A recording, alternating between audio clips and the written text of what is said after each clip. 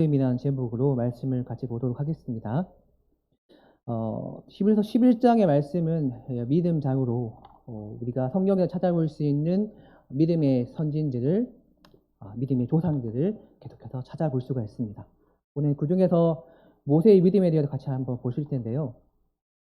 우리가 같이 살펴보진 않았지만 아벨과 그리고 아브라함을 통해서 우리가 받게 되는 요구가 어떠한 것이냐 하면 주님께 돌아오라는 그런 요청을 받게 됩니다. 그래서 그와 동시에 우리는 주의 길을 가기 위해서 우리의 길을 버려야 합니다. 라는 그런 요청을 받게 됩니다. 마태복음 16장 24절 말씀에서 자기를 부인하라 라고 말씀하고 있는데요. 그 말씀이 이와 같은 말씀을 이해할 수 있도록 도와줍니다. 그리고 이 말씀은 우리도 하여금 우리가 육체에서 오는 모든 즐거움 그런 것들을 스스로 포기해라 라고 말씀하고 있습니다. 우리가 또 마태복음 16장 24절에 이어서 계속 보게 되면 25절 말씀에서는 예수께서 누구든지 제 목숨을 구원하고자 하면 잃을 것이요 누구든지 나를 위하여 제 목숨을 잃으면 찾으리라 라고 하였습니다. 이 말씀 그대로 자신의 목숨을 최우선적으로 생각하는 사람은 멸망당할 것이다 라는 말씀이고요. 이어진 26절 말씀을 보시게 되면 사람이 만일 온 천하를 얻고도 제 목숨을 잃으면 무엇이 유익하리요? 사람이 무엇을 주고 제 목숨과 바꾸겠느냐라고 말씀하고 있습니다. 이 말씀은 세상의 어떤 물질적인 풍요로움과 그리고 무가치함을 보여준다는 그런 말씀이죠. 그렇다면 이어진 27절 말씀은 우리가 행해야 될 바에 대해서 말씀해 주고 있는데요. 이렇게 말씀하고 있습니다. 인자가 아버지의 영광으로 그 천사들과 함께 오리니 그때에 각 사람이 행한 대로 갚으리라. 이 말씀에서 행한 대로 갚으신다라고 말씀하고 있습니다. 그래서 우리는 멸망당할 자가 되지 않기 위해서 말씀을 주신 하나님의 그 말씀에 반응해서 우리가 행동으로 우리 모습을 보여주어야 한다고 말씀하고 있는 겁니다. 그리고 오늘 말씀은 바로 이와 연결되는 말씀이라고 하는 겁니다. 오늘 말씀 24절 말씀을 보시게 되면 이렇게 말씀하고 있죠. 믿음으로 모세는 장성하여 바로의 공주의 아들이야 칭함받기를 거절하고 라고 말씀하고 있습니다. 예수님의 제자를 보시게 되면 예수님께서 제자들을 부르실 때 제자들은 자신의 것을 포기하였습니다. 물론 성경에 자세한 정황까지 나와 있지는 않지만 그들은 예수님께서 부르셨을 때 자신이 생업이었던 고기잡이 배와 그물을 버려두고 떠났습니다. 즉시 떠나게 되죠.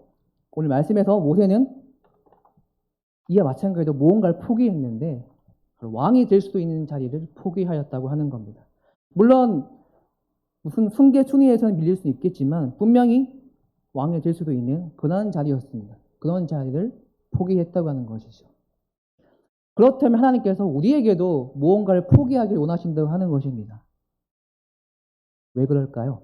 자, 10계명의 첫 번째 계명을 한번 떠올려 보시게 되면 이렇게 말씀하고 있죠. 너는 나 외에는 다르신 이를 내게 두지 말라.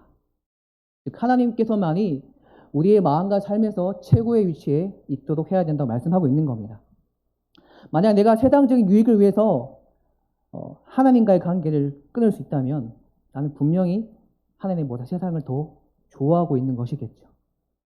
예를 들어서 혹 집안에서 나 혼자만 믿고 있다면 한 번씩 부딪히게 되는 경우인데 제가 조능사 시절 때 제가 맡고 있던 부서에 사는 선생님께서 그런 질문을 하셨습니다. 그분도 교회 나오신 지 몇 개월 되지 않았던 분이시고 저도 교회에 살력한 지 얼마 안 됐던 때였는데 그렇게 저에게 질문했습니다. 곧 있으면 추석인데 제사를 지내야 되는데 제가 어떻게 하는 게 좋을까요? 이렇게 질문을 하더라고요.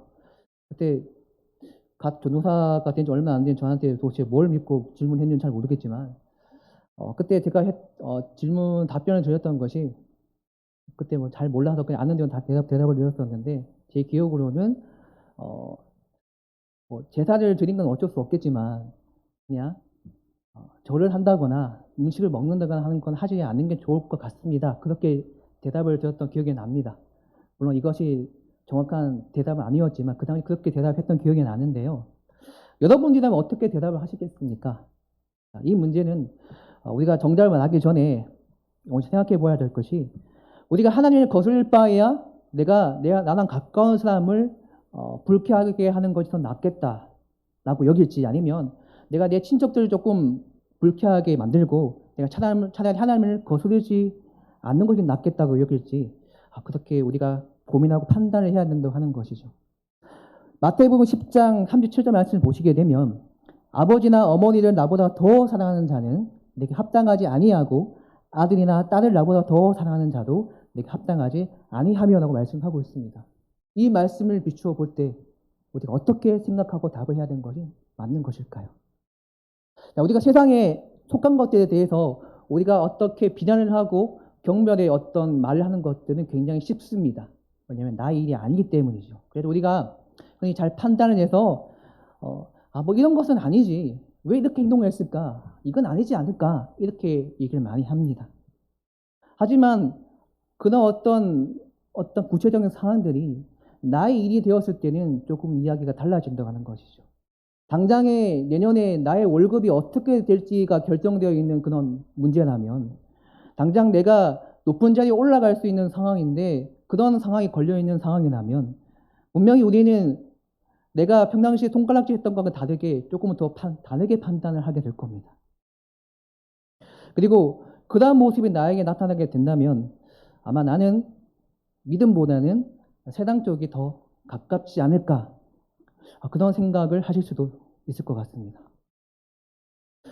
하지만 앞에서 말씀드리고 있는 저도 사실 별 다를 바가 없다는 것이죠.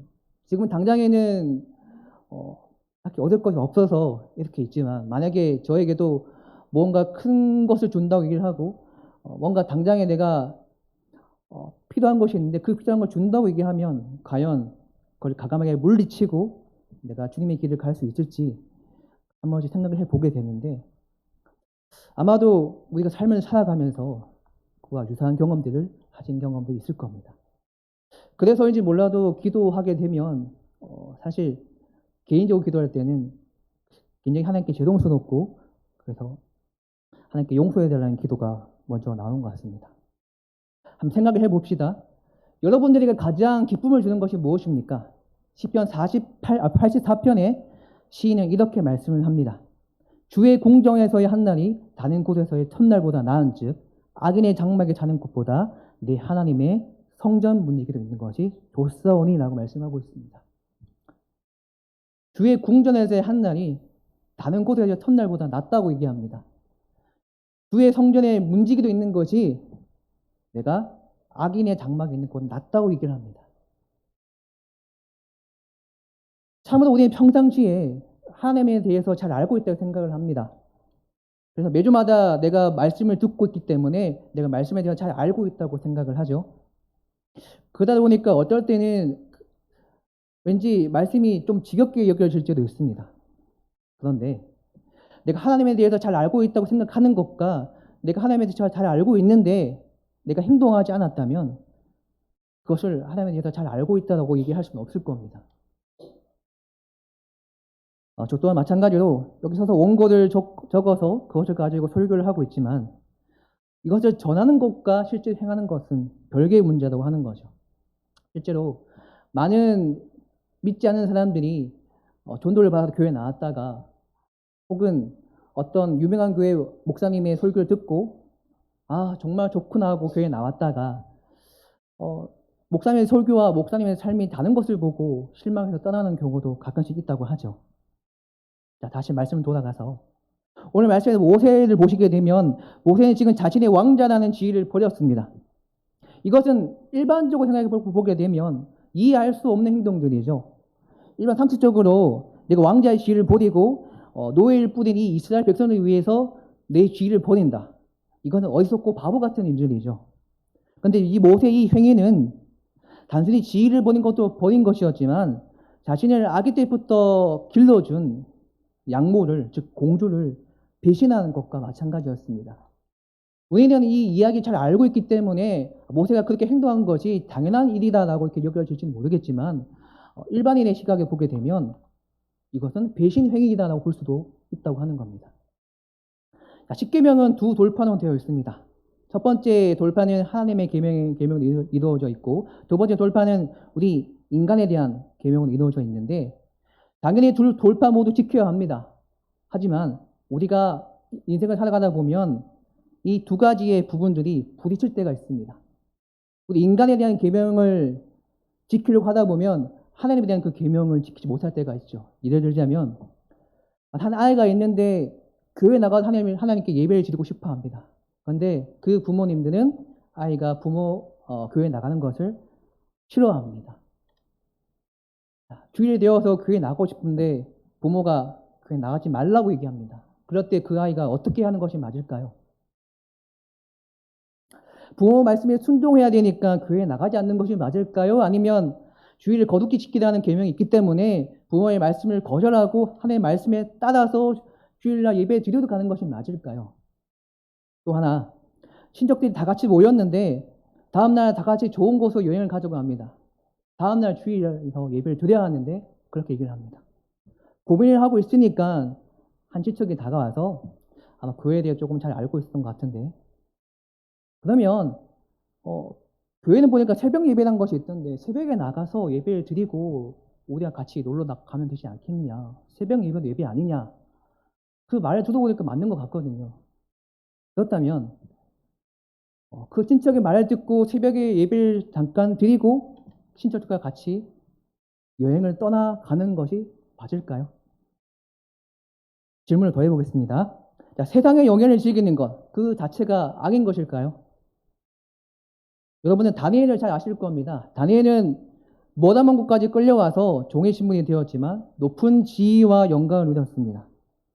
그런데 아무도 다니엘을 보고 악하다고 말하지 않습니다.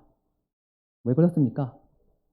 세상의 영예라는 것은 무조건 포기해야 되는 것이 아니라 내가 그 세상의 영예에 빠져서 내가 잘못된 방향을 가고 있고 내가 하나님 앞에 겸손하지 못하고 교만한 방향으로 나가고 있다면 그리고 내가 그것을 알고 있는데도 불구하고 내가 그것을 버리지 못하고 그것에 집착하고 있다면 그것 자체가 악이 되겠죠. 그러니 우리는 마태복음 6장 41절 말씀과 같이 하여야 합니다. 이렇게 말씀하고 있죠. 시험에 들지 않게 깨어 기도하라. 마음에는 원이로되 육신이 약하도다 하시고. 그렇다면 여러분들은 오늘 24절 말씀에서 모세가 자신의 지위를 거절하였다는 것을 보고 놀라셔야 합니다. 모세는 분명히 어릴 때부터 친어머니가 유모가 되어져서 분명 히브리식 교육을 받았을 것이고 하나님에 대해서 배웠을 겁니다. 그런데 동시에 이 모세는 왕자의 지위였기 때문에 분명히 이 이교도의 방식으로 교육을 받고 자라왔을 겁니다. 모세가 있던 것도 이교도의 궁전이었고 그가 배웠던 것도 이교도의 지식이었고 그곳에는 심지어 하나님을 아는 지식이 전혀 없는 곳이었습니다. 그곳에서 자라나면서 당시에 단순히 유머라고 알았던 그 사람이 가르치는 것과 자신이 왕자로도 배웠던 그것과 비교해 보았을 때 당연히 보통의 경우라면 이 이교도의 지식이 더 따라가지 않았을까요? 그렇다면 그가 왕자라는 시위를 보낸 것이 불가능하지 않았을까요? 그런데 이 왕자의 시위를 버려내었죠. 어떻게 이것이 가능했을까요? 25절 말씀 보시게 되면 도리어 하나님의 백성과 함께 고난받기를 잠시 제약의 낯을 누리는 것보다 더 좋아하고 믿음 때문이었다고 하는 겁니다. 24절과 25절 말씀을 보게 되면 믿음에는 두 측면이 있다는 것을 알게 되는데요. 적극적인 면과 소극적인 면입니다. 다시 말씀드려서 우리에게는 선택하는 것과 거절하는 것이 필요하다고 하는 것이죠. 이 두 가지는 항상 붙어 다니는데요. 만약 우리가 선을 행하고자 한다면 악을 버려야 합니다. 우리가 선한 것을 사랑하고자 한다면 악한 것을 미워해야 합니다. 내가 만약 하나님께 국률하심을 받고 싶다면 나의 죄를 고백하고 그 죄를 버려야 합니다. 그리고 탕자가 아버지께 돌아가기 위해서는 그가 속해 있던 육신에 속해 있던 그곳을 떠나와야만 했습니다. 이처럼 믿음에는 선택과 거절이 동시에 이루어지게 됩니다. 지금 모세는 자신의 믿음을 선택하기 위해서 세상을 거절했습니다. 자신에게 주어질 수 있었던 권력과 부유함과 모든 좋은 것들, 미래적인 것들 다 포기하고 찌들고 지치고 그저 노예로서 희망도 없는 자기 민족에게 참여했습니다. 그에게서 부유함이라고 하는 것은, 풍부함이라고 하는 것은 눈에 보이는 그냥 육적인 것들이 아니라 눈에 보이지 않는 하나님의 말씀이었습니다. 만약 여러분들이 눈앞에 있는 사람이 어떤 사람인지 알고 싶다면 어떻게 하면 되겠습니까? 그 사람이 무엇을 선택하는지를 보시면 됩니다. 모세는 잠시 죄악의 낚시를 누리기보다는 하나님의 백성들과 함께 고난받기를 좋아했습니다. 모세는 죄악 가운데 사는 것이 가장 비참한 것이라고 생각을 했습니다. 그 비참에서 벗어나기 위해서 자신의 왕자의 자리를 포기했습니다. 우리에게서도 가장 큰 비참함은 어떤 것입니까? 우리에게 가장 슬픔을 주는 것이 어떤 것입니까? 죄인가요? 아니면 나의 육신이 고통받는 것입니까? 아니면 내가 손해를 보는 것입니까? 우리는 신앙을 매번 고백합니다. 하나님, 저는 하나님 믿습니다. 하나님밖에 없습니다. 신앙을 고백을 하지만 나 육신적인 아픔과 고통에 대해서 불만을 토로하게 됩니다. 너무 힘든데 이제는 고쳐줄 때가 됐는데 나의 기도를 들어주실 때가 됐는데 언제까지 우리에게 침묵하시겠냐고 그렇게 이야기를 할 때가 있습니다. 그럼 하나님께서 우리에게 이렇게 질문하실 겁니다. 너희는 과연 죄에 대해서 너희의 어떤 사망의 몸에 대해서 생각해 본 적이 있느냐? 지금 내게에는 너희들이 죄와 사망에 대해서 고민하고 외치는 소리는 잘 들리지 않는데 너희 이제 육신적으로 아프다고 얘기를 하고 그 고통스럽다는 그 소리만 내게 크게 들린다고 그렇게 얘기를 하실 겁니다. 세상 사람들은 이야기합니다. 너희 기독교인들이 우리보다 나은 것이 뭐가 있느냐고 그렇게 물을 겁니다. 가만히 생각을 해보게 되면 사실상 그렇지 않은가 하는 생각이 들 때가 있습니다. 하지만 그들과 우리의 명백한 차이가 있다면 우리는 말씀이 있고 그 말씀 때문에 우리는 그 죄에 넘어갈 때도 있지만 다시금 일어서서 그 죄를 거부할 수 있고 그리고 세상에 따라가서 세상을 더 좋아할 수도 있겠지만 그 말씀에 의해서 다시금 돌아와서 하나님을 더 좋아하게 될 사람들이라고 하는 겁니다. 우리의 고통은 분명 우리 몸을 괴롭게 합니다. 죄는 견딜 수 없을 정도로 괴롭게 만들어 버립니다. 그리고 죄는 우리의 영혼을 굉장히 해롭게 만듭니다. 가만히 보면 고통이라는 것은 하나님께로부터 나오기 때문에 얼마든지 은혜로 말미암아 해소가 되지만 죄는 마귀로부터 나오기 때문에 우리 힘으로는 이기기가 힘이 듭니다. 하나님께서 주시는 믿음이 아니고서야 우리가 잠시 죄악을 누리는 것보다 하나님의 백성들과 함께 고난받기를 즐거워한다고 하는 것은 굉장히 어려운 일들이 됩니다. 결론입니다. 우리는 생활 속의 일반 상황 속에서 선택을 강요받습니다. 이것이냐 저것이냐. 이 길을 갈 것인가 저 길을 갈 것인가. 그래서 보이지 않지만 우리 그리스도인들은 늘 영예로움과 갈라서라는 요구를 받고 있습니다. 그러니까 믿지 않는 자들은 부요와 영예를 누립니다. 하지만 하나님의 길을 가고자 하는 자들은 고통을 받고 비난을 받습니다. 이런 상황들은 억울하게 느껴지기도 합니다. 또 하나님께서 혹시 우리를 속이신 것이 아닌가? 하나님을 믿는다면 우리에게 복을 주신다고 말씀하셨고 우리에게 정말 좋은 것을 주신다고 하셨는데 우리를 속인 것은 아닌가라는 생각이 들 때도 있습니다. 그런데 이런 우리들조차도 우리 소도를 두고 좋지 않은 경우를 겪을 때도 있습니다. 우리는 분명히 진리를 사랑하고 말씀을 사랑하고 하나님을 사랑하고자 모인 자들이지만 그래서 피가 섞이지 않아도 한 형제 한 자매라고 그렇게 외치지만 가끔씩은 소도가 서로에게 상처를 주고 칼날과 같이 여겨질 때도 있습니다. 조그만 실수에도 반응하여서 민감하게 굴 때도 있고 때로는 그 사람을 죽일 죄인으로 만들어 버릴 때도 있고 교회에 나오지 않는다고 해서 보이지 않는다고 해서 그 사람에 대해서 함부로 얘기하게 할 때도 있습니다. 어쩌면 정말로 우리는 세상 사람보다 더 못한 사람일지도 모르겠습니다. 하지만 그럴 때조차도 우리는 모세가 믿었던 것처럼 믿어야 합니다. 그리스도께서는 자기의 적은 양떼들이 많은 환난을 거친 후에야 그 하나님 나라에 들어가는 것이 아버지 기뻐하신 이름을 보이셨습니다. 그것이 바로 십자가입니다. 그렇다면 우리는 서슴없이 믿지 아니하는 자들로부터 우리를 분리시킬 수가 있다고 하는 겁니다. 예수님께서 말씀하셨습니다.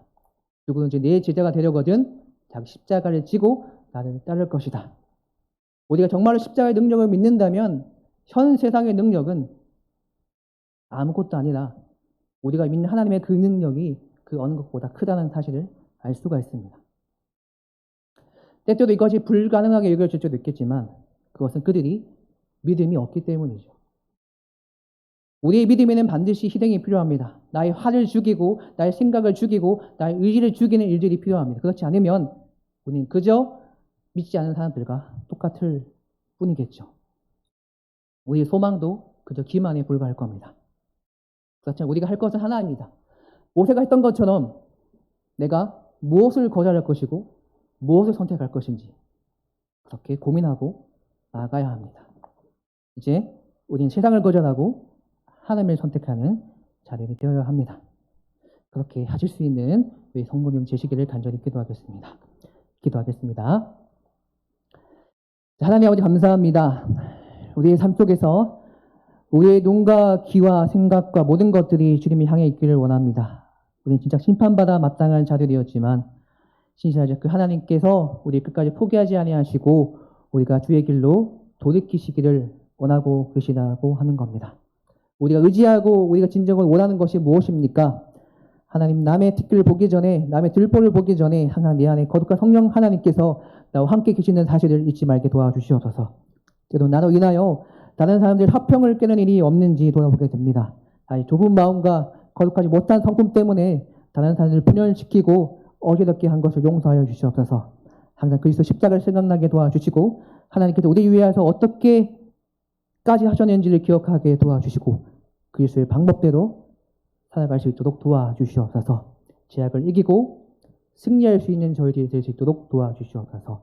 그래서 정말로 우리가 세상을 거절하고 하나님을 선택할 수 있는 그런 고독한 성도들이 될 수 있도록 우리를 인도하여 주시옵소서. 감사합니다.